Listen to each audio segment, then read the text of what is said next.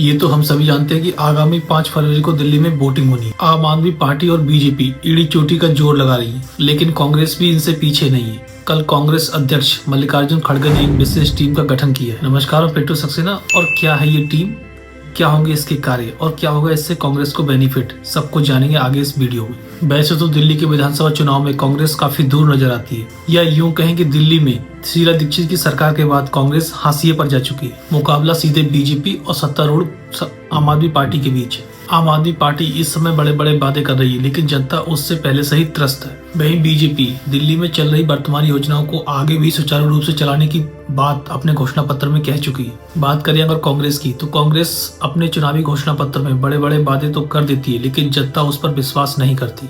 वहीं कांग्रेस बीजेपी के कार्यों और इलेक्शन कमीशन की व्यवस्था पर विश्वास नहीं करती। कांग्रेस को हमेशा ये डर रहता है कि कहीं बीजेपी वाले चुनाव में कोई गड़बड़ी ना कर दे। ये गड़बड़ियां वोटर लिस्ट से लेकर बूथ कैप्चरिंग और ईवीएम से जुड़ी हो सकती है। इन्हीं सब बातों को ध्यान में रखते हुए कांग्रेस ने एक टीम का गठन किया है। इस टीम का नाम होगा ईगल टीम। आइए जानते हैं कि ये टीम किस तरह से काम करेगी और इसमें कौन कौन से नेता शामिल होंगे। दरअसल ये टीम देश में होने वाले चुनावों और वोटर लिस्ट का विश्लेषण करेगी और इससे रिलेटेड रिपोर्ट तैयार कर हाईकमान को सौंपेगी। इस टीम के गठन के पीछे कांग्रेस पार्टी का उद्देश्य है कि चुनावों को निष्पक्ष रूप से संपन्न कराया जाए। आइए अब जानते हैं कि कौन कौन से नेता इस टीम का हिस्सा होंगे। इसमें अजय माकन, दिग्विजय सिंह, अभिषेक सिंघवी, प्रवीण चक्रवर्ती, पवन खेड़ा, गुरदीप सिंह सफल, नितिन राउत और चल्ला बामसी चंद्र रेड्डी शामिल होंगे। इस टीम को पार्टी ने सबसे पहले महाराष्ट्र चुनाव से जुड़े वोटर लिस्ट का मुद्दा सौंपा है। इसके बाद अन्य चुनावों का विश्लेषण इस टीम के द्वारा किया जाएगा। इसके साथ ही आगे आने वाले सभी चुनावों को मॉनिटर किया जाएगा।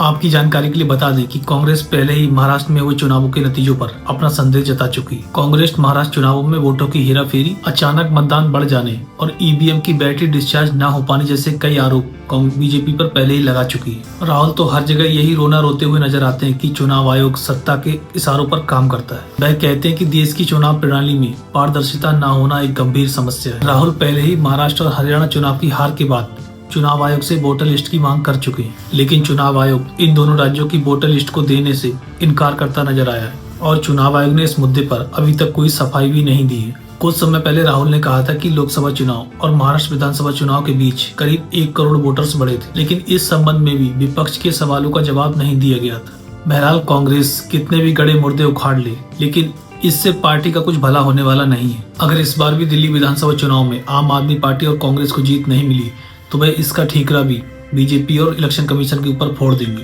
ये तो रही कांग्रेस की रणनीति, लेकिन दिल्ली विधानसभा चुनाव में जीतने के लिए बीजेपी भी कोई कोर कसर नहीं छोड़ रही है। पीएम मोदी आए दिन जनसभाएं संबोधित करते हुए नजर आ रहे हैं। परसों दिल्ली में एक जनसभा को संबोधित करते हुए पीएम मोदी ने कांग्रेस की राजशाही का नमूना पेश किया कि सोनिया गांधी ने किस तरह से महामहिम राष्ट्रपति को बेचारी बोलकर उनका अपमान किया। इसके साथ ही पीएम मोदी ने दिल्ली को आपदा से मुक्त कराने की बात भी कही और कल एक जनसभा को संबोधित करते हुए पीएम मोदी ने कहा कि आगामी 5 फरवरी को दिल्ली में विकास का एक नया वसंत आने वाला है। इसके साथ ही उनका पूरा भाषण आप और कांग्रेस पर केंद्रित रहा। दिल्ली के आर.के. पुरम में 1 घंटे तक चले अपने इस भाषण में उन्होंने कहा कि दिल्ली में वोटिंग से पहले झाड़ू के तिनके बिखर रहे हैं, आपदा की लीडर उसे छोड़कर भाग रहे हैं। विपक्ष की बुराई करते हुए और बजट की वाहवाही करते हुए पीएम मोदी ने दिल्ली में लोगों से डबल इंजन सरकार लाने की अपील की, जिससे दिल्ली का पूर्ण विकास हो सके। इस संबंध में आपके क्या विचार हैं, कृपया कमेंट करके जरूर बताएं।